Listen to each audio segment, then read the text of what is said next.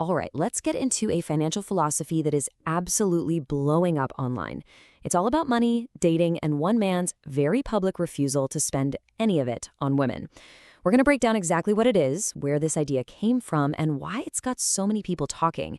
And believe me, it all starts with one incredibly blunt statement. Yeah, that's pretty direct, right? But this isn't just some off-the-cuff remark. It's the actual foundation, the bedrock for an entire financial worldview. It's a deliberate strategy with a whole set of rules built around this one core belief. So let's dive into the specifics. Okay, to really get a handle on this, we need to start with the central idea. We'll call it the core rule, because honestly, everything else is built right on top of this one concept. So here's the thinking behind it. The guy who came up with this philosophy believes that our society is basically set up to systematically move money from men's bank accounts into women's. And this isn't about, just being frugal or saving a few bucks. He sees it as a full-on act of financial self-defense against what he views as constant societal pressure. Now, what's really important to understand here is that this isn't about being a total Scrooge with everyone.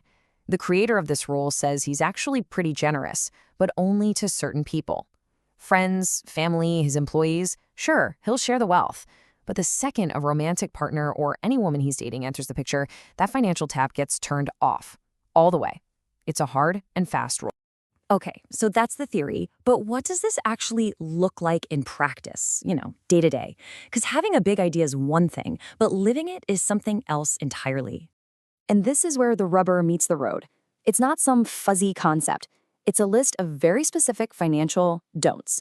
We're talking no fancy dates, no helping out with rent or a car payment, definitely no paying off someone's student loans. It gets even more specific, extending to any financial exchange for sex or nudity, and even trying to avoid situations that might lead to child support down the line. This quote really gets to the heart of it. The idea is he won't pay for a woman's time or company because, in his view, his own company has just as much value. So any money he spends feels like an unfair, one-sided deal, a wealth transfer, as he calls it. And he just won't do it. All right, so this isn't just based on personal feelings. The guy behind this philosophy actually points to real-life legal cases to back up his worldview. And we're about to dive into one court case in particular that he holds up as like Exhibit A. So get this. We've got an unmarried couple. They're together for 9 years, living under the same roof. Then they break up. And you guessed it, a massive legal fight kicks off over the man's money. This is what you'd call a palimony case. And it really puts this whole no-spend idea to the test. So let's walk through the timeline. They move in together back in '92. Over the next 9 years, his net worth just explodes, from $1.5 million to $4.5 million. Then in 2001, they split. And that's when she files a lawsuit saying, hey, I'm entitled to a cut of that money. And at first, the lower court actually agreed with her. They awarded her $135,000. So where that number come from? Well, the court basically calculated that her spouse-like duties, cooking, cleaning, being a hostess, were worth about 15 grand a year. But wait, it's not over. The case gets appealed all the way up to the state's highest court. And they completely flipped the decision. They said, nope, if you're not married, you are not entitled to get paid for those spouse-like duties. For people who follow this no-spend rule, this was huge. It was like legal proof of their core belief. No ring, no money. So you can probably guess that a philosophy like this gets people fired up.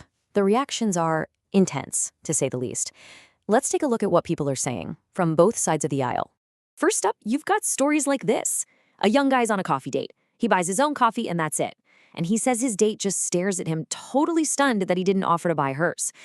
For him, that one little moment just summed up this whole feeling of unfair pressure on men to always pay, and it made him rethink everything. But then, on the complete flip side, you get this. A woman calls in and says, hold on a second, I make twice what my husband makes. She's basically saying that her reality, and the reality of her friends, is nothing like what's being described. And her question is a sharp one. If you keep meeting women with these expectations, maybe you need to look at who you're choosing to date. And here's another story that fuels the pro-philosophy side. A caller claims that a woman he was just starting to see was already asking him to buy her a Coach purse, a TV, even a computer. For guys who agree with the no-spend rule, this is exactly what they're talking about, that direct expectation of financial support.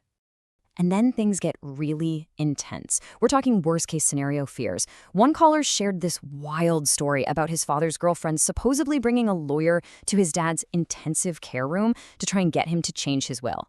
Now, whether that's true or not, stories like that are exactly what stoke the fear that relationships can be financially dangerous, which makes a defensive mindset seem totally justified to some people.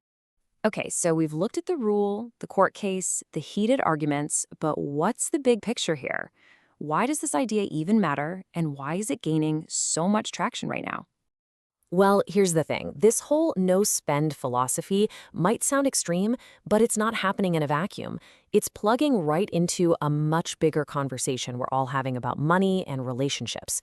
People are really starting to question those old, unwritten rules, like who's supposed to pay for dinner, or what financial independence really means when you're a couple.